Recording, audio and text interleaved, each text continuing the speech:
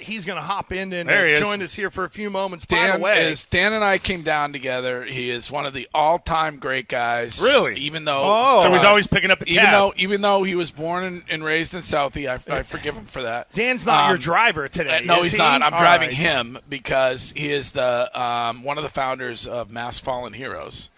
And has done extraordinary things in this city and in this region when it comes to supporting Gold Star families. So we're really glad to have you here appreciate today. It, guys. Thank you. We got to turn his mic on. Oh, yeah. It's on. Griff we just got to get turn it up a little bit. That's here. all. Give me a test 1, 2, 3. How are we doing right now? Test there we go. There we go. You can hear him? America. I can hear him at all. America. Say America. America. I don't hear anything. America. Do you hear him? Yes. Whatever. What did you do, Griff? You're tin-eared. We're gonna all our time to talk to him is going to be gone I'll because sit you're this like, one out. I can't hear. Dan's locked in on all the dignitaries that are coming. So who's here? If you want to know. Yeah, so we got a lot of moving pieces, which is great, I think, for the city and for New England as a whole. Obviously, what this game represents and who's here in town is huge. More importantly, alumni, veterans of all service branches, and then we got the who's who of who's here, whether it's commanders, general officers, and alumni. So I think it says a lot to what this game represents and who's here, and we're excited to be a partner of some of these groups. And do we have some 4-stars that are? Yep, there's definitely there's a lot of moving pieces tonight. We got a lot of events going on. We've had the opportunity to partner with some great people that are bringing families in from all across the country, particularly families of the fallen. So it says a lot that we don't forget, regardless of what service you're in, Army or Navy. And bringing them together here and having that collaboration has been amazing. And we've been able to do that through the organization. There's a couple dinners tonight. I mean, this thing's going all around, and it's amazing to see it and feel the vibe, especially in the city and down here in Foxborough. I don't know about you guys, but we don't do enough in this country for our Gold Star families who made that ultimate sacrifice. Mm-hmm. And for those who serve this country. And so what these guys do is try to make up for it where they can, and they do an extraordinary job. So lots of fundraisers, events. Is that the whole goal? Is that to raise money to make sure how do you take advantage it? of this kind of weekend to help your organization? I think the win for us is actually having a presence. Obviously this partnership and being with you guys is huge, and WEEI has been an awesome partner. But being in the game, getting these families access. The craft group stepped up. Our partner, Blue Mantis, they have a box here. So we're going to have over 54, probably 60 actually, veterans and Gold Star families that actually get to be a part of the game.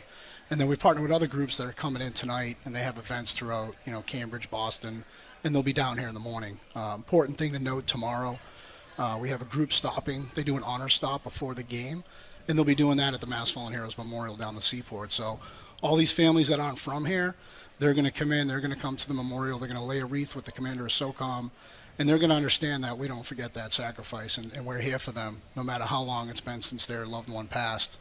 So we're kind of bringing this collaboration. There's obviously a lot of nonprofits that are taking advantage of the game. We saw that coming in. You see all these great groups that we're a part of, whether we're veterans or family members, and it's truly amazing to see that vibe and that chemistry around the stadium and getting ready for tomorrow's game. And it's really a once-in-a-lifetime thing. My life is shorter than probably than others. Well, I'm getting up there, but and it's progressing based on your lifestyle. It's like I'm trying to run away from it. Denouncing steak. It won't be back here.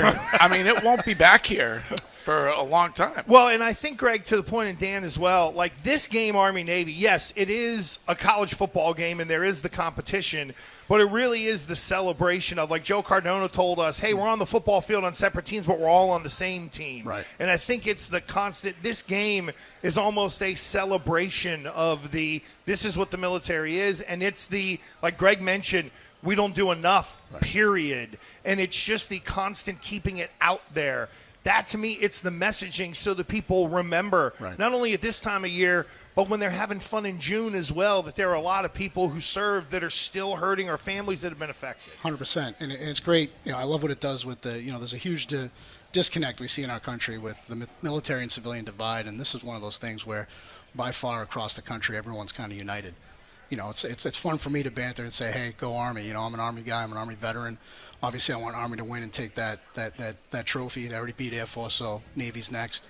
But more importantly, what it does to bring all these different groups and all these veterans too. I mean, this is like, This is the Super Bowl for service members. It's one right? big giant reunion. It is what I've been noticing based on just being around it. So, who is the most?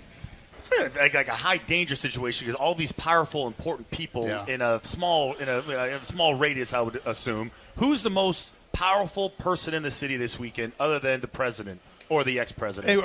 And Greg Hill. Yeah, excluding those three. That's our he gets our commander-in-chief Who's trophy. fourth? He's our commander-in-chief. We just left the seaport, and security's on. They got it locked in for Greg. So I think it's the most powerful person would be.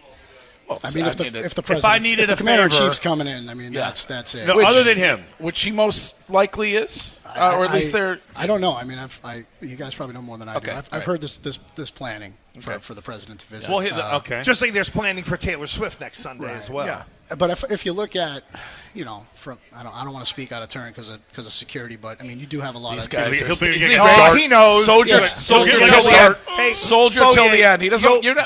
He needs your security clearance before he can. That's right. I have the code word. Let's just say, what's the code? Do you have the handshake? I can't give you on there. There's a lot of people here. There's a lot of general officers, a lot of high-ranking individuals that care deeply about the military, and that's the one big thing. You see this with some of the static displays that are out there. It's promoting service. And obviously the gents that are taking the field, they are they are the definition of selfless service and what these academies do. So it's great to see that they have some exposure to the civilians, and obviously people can learn from what we do in the military, and probably have some young kids who will come here and say, you know what, I'm going to drop a pack and go to Annapolis, or you know what, I'm going to enlist and jump in with the 75th Rangers, and that's what it's all about. So it's a huge win, regardless of who comes here. If you're a 4-star general, if you're a captain, or if you're an E5 and you're a sergeant, you're here for the same reason, and that's important. Dan, where can people find out more about Mass Fallen Heroes? Maybe they're listening right now, they're not coming, but they want to support your cause. How can they do that? How can they find you? How can they get more info? You can get involved in the website, massfallenheroes.org. You can learn about us, our history. You can check out our programming. A lot of new things going also with InnoVets, innovets.org. InnoVets is really what you're doing with media. Tell these guys real quick, because I know we're up against it, but when we talk about vets and getting, paying respect to their service to this country and helping them after that, what you guys are doing with InnoVets is really, really cool. Yeah, InnoVets is our real future of what we're doing. We've built over the last 13 years. This is really our way of creating better pathways for service members when they get out of the military.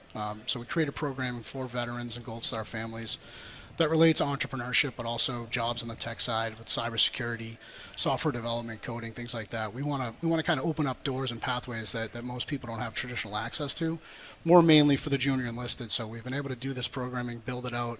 We have great partnership with Blue Mantis and Amazon so that we can make it happen and really provide what the next step in someone's life is when they get out of service, and regardless of what their rank is. And obviously we have a huge need in the cybersecurity space, so that's really why we push to bring the programming to fruition, and that's the big next step for us as an organization. And Greg's been involved, and obviously EEI is as a whole, so we're bringing it to the next level, obviously, as we get through this weekend and gear up for the program launch in the spring. Great stuff. Dan Magoon, co-founder, executive director of the Massachusetts Fallen Heroes and InnoVets. Thanks for the time. God bless you for the